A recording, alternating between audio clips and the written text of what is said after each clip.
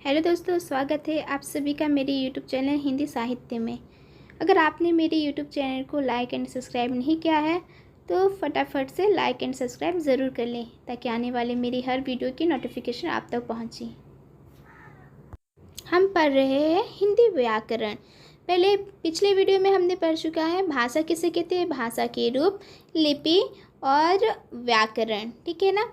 अभी हम लोग पढ़ने वाले हैं वर्ण व्यवस्था। वर्ण के अंतर्गत स्वर आता है, व्यंजन आता है। स्वर किसे कहते हैं, व्यंजन किसे कहते हैं, ये सारे विषयों में हम लोग पढ़ने वाले हैं। तो बिना देर के हुए आरंभ करते हैं कि स्वर किसे कहते हैं और व्यंजन किसे कहते हैं। वर्ण व्यवस्था। भाषा वाक्यों से बनती है। वाक्य पदबंधों से, पदबंध पदों से, पद शब्दों से तथा शब्द ध्वनियों से बनते हैं। ध्वनि या वर्ण ही भाषा की सबसे छोटी इकाई है। प्रत्येक ध्वनि को लिखने के लिए एक निश्चित चिन्ह मान लिया गया है। यही चिन्ह वर्ण कहलाते हैं। वर्णों या ध्वनि चिन्हों के समूह को वर्णमाला कहते हैं। वर्णमाला में स्वर तथा व्यंजन दो प्रकार की ध्वनियां होती हैं। अब जानेंगे स्वर किसे कहते हैं। जो ध्वनियां बिना किसी सहायता के उच्चारित हो सकती है और जिनके उच्चारण में हवा निकलने में कोई बाधा नहीं होती, वे स्वर कहलाती हैं। स्वर संबंधी महत्वपूर्ण बातें। हिंदी में अंग्रेजी के विभिन्न शब्दों को ग्रहण कर लेने से शुद्ध उच्चारण और लेखन के लिए अ ध्वनि को शामिल किया गया है। कॉलेज, डॉक्टर, काफी, बाल आदि में अ का ही प्रयोग है। आगत किसी अन्य भाषा से लिया गया है, स्वर कहलाता है। ये आ और ओ के बीच की ध्वनि है। अंक और आहा को संयुक्त ध्वनियां मान लिया जाता है। ये स्वर और व्यंजन का संयुक्त रूप है। अ प्लस दो अनुस्वार अ प्लस ह विसर्ग श्री का उच्चारण रो प्लस ई जैसा होता है, परंतु लेख में ऋतु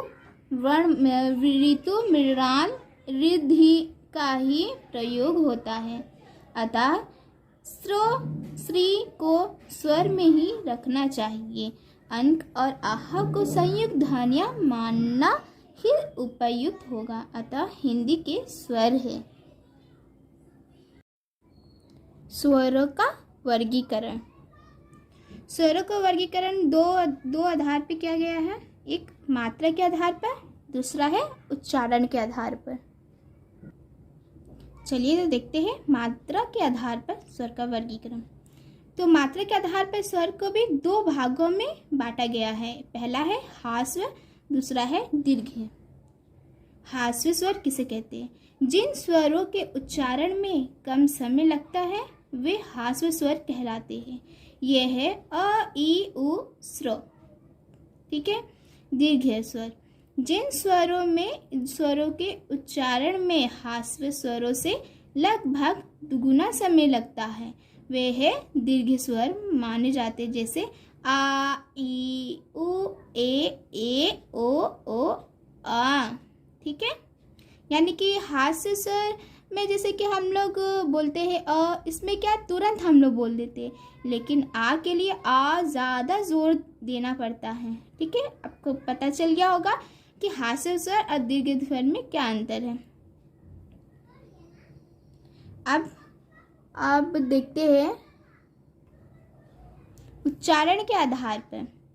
इसको भी दो भागों में विभाजित किया गया है। निरुनासिक, सनुनासिक।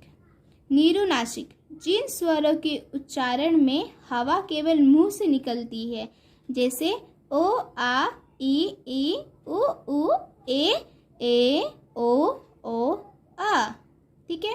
सानुनासिक जिन स्वरों का उच्चारण करते समय हवा नाक और मुंह दोनों से निकलती है, ओ आ ई उ ए ओ। ठीक है।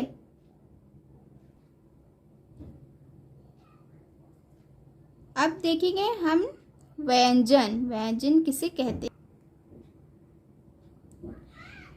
जिन ध्वनियों के उच्चारण में वायु मार्ग में रुकावट पैदा होती है और जिनके उच्चारण में स्वरों के सहयोग की आवश्यकता पड़ती है वे व्यंजन कहलाती है। ठीक है, यानी कि यहाँ पे ये जानेंगे स्वर। स्वर मतलब होता है ओ आ ई यू ए ऐ, ये होता है हमारा स्वर। व्यंजन होता है क ख ग घ, ये सारे क्या होते हैं? व्यंजन होते हैं। तो स्वर और व्यंजन किसे कहते हैं ये आपको पता चल गया। अब देखते हैं व्यंजन स्वर के साथ मिलने पर ही वर्ण बनता है, यानी व्यंजन जब स्वर से मिलता है तभी क्या बनता है? वर्ण बनता है। हिंदी के वर्णमाला के सभी व्यंजनों में अ स्वर मिला हुआ है, जैसे क प्लस अ क, यानी कि स्वर से ही क्या बनता है? व्यंजन बनता है। ठीक है ना। देखिए आप यहाँ पर भी लिखा हुआ है, देखिए यहाँ क ख ग घ। अब हम ये देखेंगे कि जो नीचे नुक्ता लगा हुआ है ना, इसे मतलब इसे क्या कहते हैं, इसका प्रयोग कहाँ कहाँ होता है, इस शब्द का प्रयोग। ठीक है, हिंदी में अरबी, फारसी, अंग्रेजी आदि के कई शब्द आ जाने से कुछ नई ध्वनियों के प्रयोग की व्यवस्था करनी पड़ती है, जैसे क ख ग ज फ। इनका उच्चारण क ख ग ज फ से थोड़ा भिन्न है। क ख ग के उच्चारण में अंतर अवश्य है, परंतु इनका लेखन और उच्चारण कुछ शब्दों तक ही सीमित है।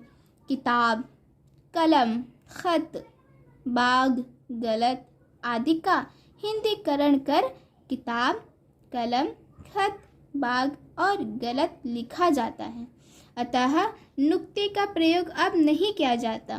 कुछ शब्द ऐसे हैं जो हिंदी और उर्दू में वर्तनी और उच्चारण की दृष्टि से लगभग समान है, परंतु अर्थ में भिन्न है। अतः अर्थ भेद के लिए नुक्ते का प्रयोग आवश्यक है, जैसे सजा, सजाना, सज्जा, दंड। ये सारे शब्द में क्या आता है? नुक्ते का प्रयोग होता है। ठीक है, फन, सांप का फन, कौशल। राज, राज्य, राज, रहस्य। जरा, बुढ़ापा, जरा, थोड़ा। यानी कि आप देखिए सबका अर्थ भिन्न भिन्न निकल रहा है, थोड़ा लिखने में ही फर्क है। अगर हम नुक्ता के बगैर लिखे तो वो कुछ और कहलाता है, अगर नुक्ता डाले तो उसका अर्थ कुछ और आता है। ठीक है, यहाँ तक आपको समझ में आ गया होगा। अब आगे